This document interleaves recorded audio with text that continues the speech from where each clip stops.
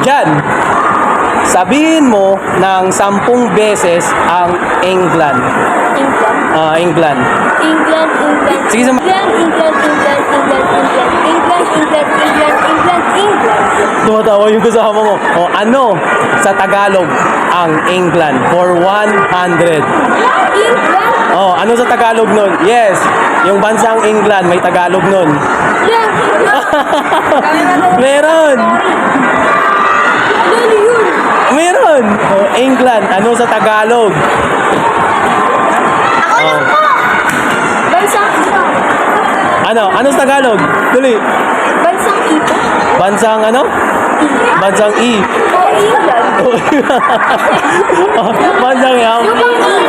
Ano na? Lupang E. Lupang E. Oh, final answer, Lupang E. Malang ko lang yun. Okay. Ay, pera mo ako. For 100, ano sa Tagalog yung England? I don't know. Ikaw, for 100, ano sa Tagalog yung England? I don't know. Ito, yung sagot ni Jan, bansang E, hindi siya bansang E. Hindi rin lupang E. Ayan, i-comment nyo dyan yung tamang sagot mga idol.